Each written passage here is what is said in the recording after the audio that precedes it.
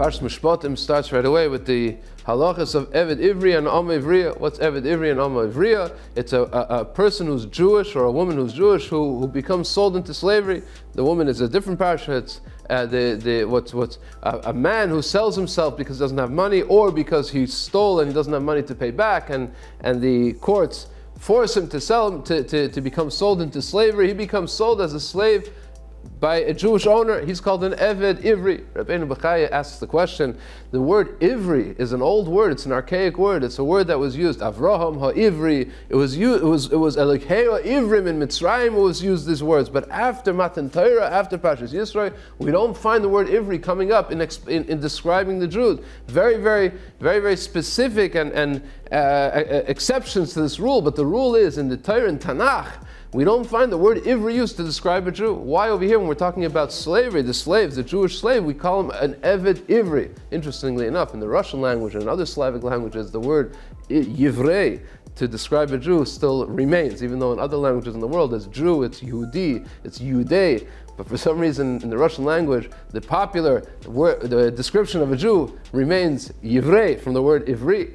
But in every other language, and in the Torah itself, that's what the Rabbeinu Bechaya points out, that we don't find the word Ivri. Why is this person called an Eved Ivri, not an Eved Yisraeli or Eved Yehudi? Rabbeinu Bechaya explains as follows. We know that the reason that a person is sold for an Eved, or he sells himself, he becomes a slave for 6 years. After 6 years, he goes free. But there's an exception. If he wants to stay, he can go. Then you have to take a drill and drill in a hole in his ear next to the doorpost, next to the mezuzah.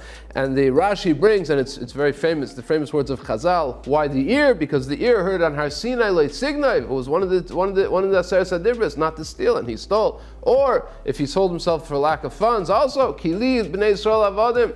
Avadayhem, HaKadosh Baruch Hu says, you are my slaves. You are going to be an Eved to me. Avadayhem, only my slaves, and not an Eved to an Eved. What is this business that a person is becoming an Eved to another? Okay, you had to, but you're staying longer. You're staying past the 6 years. Why? Because you like this woman. Who's this woman? This woman is not even a Jewish woman. This woman is a Shivcha Kananis, who you have a right to live with when you're under the authority of this person. But now you want to stay here. You want to still be an Eved.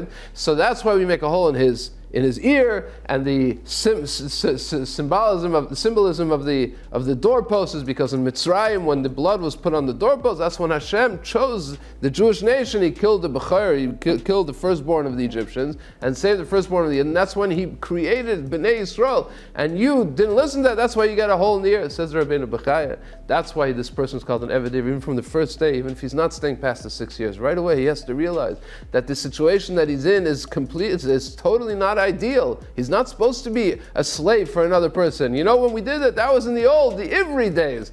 In the old days of Avraham Avinu, before Matan Torah, then we were Ivrim. Okay, then maybe it's possible, but now we're not Ivrim anymore. Now we have Matan Torah, we got the Torah, now we're Yisraelim, we're Yehudim. We're not Ivri anymore. And you're doing that, you're called an Eved Ivri. That's why the name Eved Ivri remained, because Rabbeinu Bechaya says a normal person who's a slave, who's working under slavery, wants to go free. This person doesn't want to become free. He's stuck in the past. He's stuck being an Eved. He's stuck being an Ivri. So therefore we call him this name, the Eved Ivri. Good Shabbos.